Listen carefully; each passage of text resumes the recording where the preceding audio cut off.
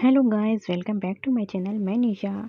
आज मैं आप लोगों के लेकर आई जो लोग भी यूपी टेट, सी टेट या फिर ऑल टेट किसी की भी तैयारी कर रहे हैं या फिर सुपर टेट के लिए, उनके लिए ईवीएस के मोस्ट इंपॉर्टेंट क्वेश्चंस लेकर आई जो हमारे सी टेट दिसंबर में होने जा रहा है। उसके लिए सी टेट का जो है चाहे यूपी टेट, उसके लिए मोस्ट इंपॉर्टेंट ईवीएस के क्वेश्चन हैं। चलिए स्टार्ट करते हैं। जिन लोगों ने इससे पहले की वीडियो नहीं देखी वो मेरे चैनल पर जाकर देख सकते हैं। काफ़ी वीडियोज़ मैं करा चुकी हूँ ईवीएस की, आप लोग अच्छे से तैयारी कर सकते हैं। तो चलिए स्टार्ट करते हैं। इससे पहले 15 क्वेश्चन मैंने इससे पहले की वीडियो में कराए थे और 15 क्वेश्चंस मैं इसमें कराऊंगी।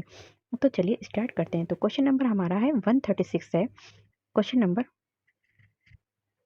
136 है। 136 क्वेश्चन नंबर है। कह रहे हैं कि सी एन जी ईंधन, जो सी एन जी है हमारा, जैसे कि सी एन जी है, जी, ठीक है। सीएनजी का ईंधन के रूप में किस में इस्तेमाल होता है? तो सीएनजी गैस जो है उसका ईंधन के रूप में किस में इस्तेमाल होता है? तो जो सीएनजी का इस्तेमाल होता है वो हमारा काय में होता है, वाहनों में एवं उद्योगों में होता है। कहाँ होता है? हमारा वाहनों और उद्योगों में होता है। सीएनजी गैस का जो है सीएनजी का ईंधन के रूप में कहाँ इस्तेमाल होता है? तो वाहनों में होता है और उद्योगों में होता है।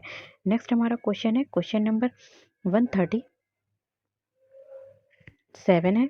यहाँ पे 137 पर्यावरण जागरूकता का किसके द्वारा सृजन किया जा सकता है? तो पर्यावरण जागरूकता का जो है कह रहे हैं कि किसके द्वारा जो है सृजन किया जा सकता है? तो किसके द्वारा सृजन किया जा सकता है? हमारा क्षेत्रीय भ्रमण के द्वारा। पर्यावरण जागरूकता, बच्चे जो है पर्यावरण यानी कि ईवीएस या फिर इन्वायरमेंट के लिए क्या है, जागरूक है। इसके लिए किसका सृजन किया जा सकता है? तो क्या क्षेत्रीय भ्रमण का। क्षेत्रीय भ्रमण क्या होता है? बच्चों को हम ले जाकर वहाँ पर क्षेत्र चीज़ें दिखाते हैं, तो यही उनका क्षेत्रीय भ्रमण होता है, जहाँ पर उनको हम पढ़ाते हैं, उनको उनको बल्कि नेचुरली चीज़ें जाके वास्तविक रूप में दिखाते हैं। तो छात्रों में पर्यावरण में जागरूकता का सृजन करने के लिए उनको क्या है, क्षेत्रीय भ्रमण कराना चाहिए, जिससे बच्चे जो होते हैं वास्तविक रूप से ज्ञान प्राप्त कर सकते हैं।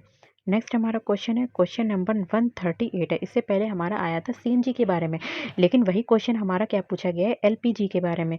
तो एलपीजी जो है वो किसका संक्षिप्त रूप है? एलपीजी जो है वो किसका संक्षिप्त रूप है? हमारा लिक्विड लिक्विफाइड पेट्रोलियम गैस। तो लिक्विफाइड पेट्रोलियम गैस का उदाहरण है। तो ये जो होती है गैस जो होती है वो इनका प्रयोग घरेलू ईंधन के रूप में किया जाता है। तो हमारे जो हम लोग घर में जो खाना बनाते हैं तो उसमें जो गैस का प्रयोग करते हैं वो कौन सी होती है? हमारी एलपीजी गैस होती है।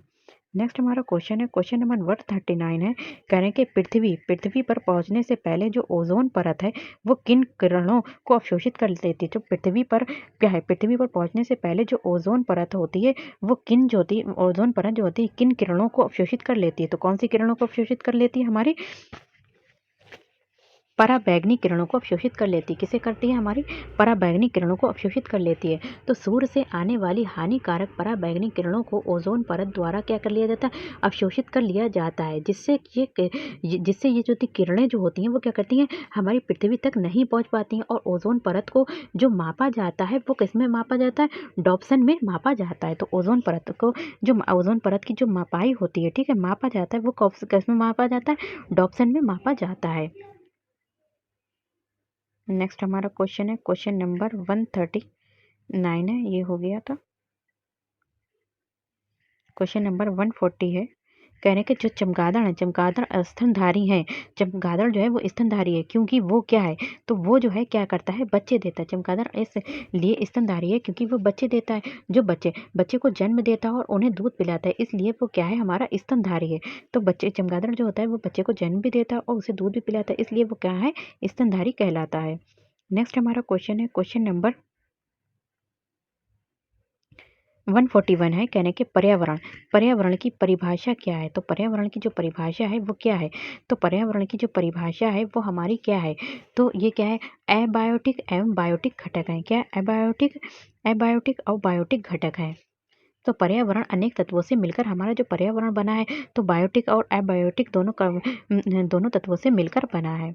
नेक्स्ट हमारा क्वेश्चन है, क्वेश्चन नंबर 142 है। क्वेश्चन नंबर क्या है? 142 है। निम्नलिखित में से, कह रहे हैं कि निम्नलिखित में से अंतर्राष्ट्रीय संस्थाओं में से, तो निम्नलिखित जो भी ये नीचे दिखी हुई है अंतर्राष्ट्रीय संस्थाओं में से कौन सी संस्था वन्य जीव संरक्षण के प्रति समर्पित है? तो वन्य जीव जिनका जो है वन्य जीव संरक्षण के प्रति क्या है, समर्पित है, तो कौन सी संस्था है? तो कौन सी संस्था है हमारी?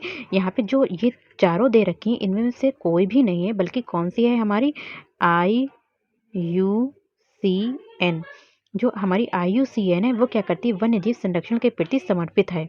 बल्कि इसमें मतलब ना तो ये है, ना ये है, ना ये है आपकी, ना ये है। तो कौन सी हमारी IUCN है।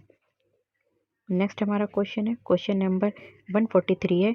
कह रहे हैं कि कृमिक वर्षा, कृमिक यानी कि आर्टिफिशियल की यहाँ पे बात हो रही, जो आर्टिफिशियल वर्षा हो जाती, तो कृमिक वर्षा के लिए मेघ बीजन के लिए प्रयुक्त रसायन है। तो कृमिक वर्षा के लिए मेघ बीजन के लिए प्रयुक्त रसायन है। तो प्रयुक्त रसायन क्या है हमारा, सिल्वर आयोडाइड। क्या है हमारा, सिल्वर आयोडाइड है। तो इनका प्रयोग जो होता है कृमिक वर्षा कराने के लिए मेघ बीजन के रूप में किया जाता है। किसका मेघ बीजन के रूप में प्रयोग किया जाता है, सिल्वर आयोडाइड का।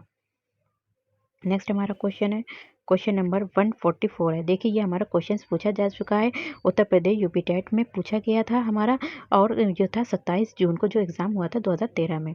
तो हमारा कह रहे हैं कि क्वेश्चन नंबर 144 है, बायोडीजल तैयार किया जाता है। जो बायोडीजल है वो किससे तैयार किया जाता है, हमारा जेट्रोफा से तैयार किया जाता है। किससे, जेट्रोफा से बायोडीजल तैयार किया जाता है। नेक्स्ट हमारा क्वेश्चन है,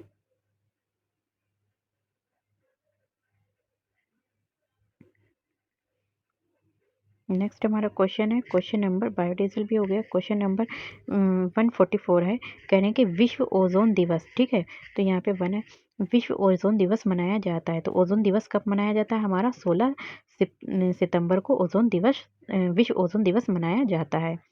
नेक्स्ट हमारा क्वेश्चन है, क्वेश्चन नंबर 146 है। कह रहे हैं कि सिल्वी कल्चर, सिल्वी कल्चर जो है वो संबंधित है, सिल्वी कल्चर जो है वो किससे संबंधित है, हमारा जो सिल्वी कल्चर है वो हमारा किसे, वन्य एवं वन्य उत्पाद से संबंधित है। किससे, वन्य एवं वन्य उत्पाद से संबंधित है। नेक्स्ट हमारा क्वेश्चन है, क्वेश्चन नंबर है 147 है। कहने के निम्नलिखित में से किस जनपद में चंद्रप्रभा वन्य जीव अभ्यारण्य स्थित है। कहने के निम्नलिखित में से किस जनपद, यहाँ पे जनपद की बात हो रही, तो ऐसे कौन से जनपद में जो है वो हमारा क्या है, चंद्रप्रभा वन्य जीव अभ्यारण्य स्थित है। तो चंद्रप्रभा वन्य जीव जो अभ्यारण्य स्थित है वो हमारा कहाँ है, चंदौली में है। कहाँ है, चंदौली में है।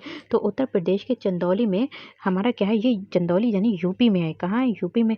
तो उत्तर प्रदेश के चंदौली में चंद्रप्रभा वन्य जीव अभ्यारण्य स्थित है। और इसकी जो स्थापना की गई थी वो कब की गई थी, 1957 में हुई थी। कब हुई थी, 1957 में हुई थी। नेक्स्ट हमारा क्वेश्चन है, क्वेश्चन नंबर 148 है। कहने के निम्नलिखित में से कौन सा द्वितीय श्रेणी का उपभोक्ता है। तो द्वितीय श्रेणी का हमें उपभोक्ता बताना है। तो द्वितीय श्रेणी का जो उपभोक्ता है वो हमारा क्या है, सांप। तो सांप जो है वो द्वितीय श्रेणी का उपभोक्ता है। अगर हम हाथी और बकरी की बात करें, हाथी और बकरी जो है वो हमारे कैसे हैं, तो हाथी और बकरी प्रथम श्रेणी के उपभोक्ता हैं। कैसे हैं, ये प्रथम श्रेणी के उपभोक्ता हैं। और सांप जो है ये हमारा कैसा है, द्वितीय श्रेणी का उपभोक्ता है। ठीक है, द्वितीय श्रेणी का उपभोक्ता है। और जो शेर है वो हमारा कैसा है, तृतीय श्रेणी का उपभोक्ता है। कैसा है, तृतीय श्रेणी का उपभोक्ता है। नेक्स्ट हमारा क्वेश्चन है, क्वेश्चन नंबर 149 है। कह रहे हैं कि झूम खोती लिखो, यहाँ पे लिखा है, ठीक है, यहाँ पे झूम खेती जो होती है, ठीक है, तो यहाँ पे खोती को खेती कर लीजिएगा, झूम खेती होती है। तो झूम खेती जो होती है वो कहाँ होती है, हमारी मेघालय में होती है। कहाँ होती है, मेघालय में होती है। तो ये पर्वतीय एवं पठारी क्षेत्रों पर की जाती है। जो झूम खेती जो की जाती है वो कहाँ की जाती है, पर्वतीय और पठारी क्षेत्रों पर की जाती है। ये अस्थायी कृषि पद्धति होती है। और ये कैसी, झूम खेती कैसी होती है, और अस्थायी कृषि पद्धति होती है। नेक्स्ट हमारा क्वेश्चन है और लास्ट क्वेश्चन है। कहने का शुष्क बर्फ किसका ठोस रूप है। शुष्क बर्फ जो है वो किसका ठोस रूप है। तो जो शुष्क बर्फ है वो किसका ठोस रूप है, हमारा कार्बन डाइऑक्साइड का रूप है। तो वीडियो पसंद आए तो like share subscribe my channel. Thank you, have a nice day. ऐसे ही वीडियो अगर चाहते हैं लगातार तो आप मेरे चैनल को लाइक कीजिए, सब्सक्राइब कीजिए, शेयर कीजिए।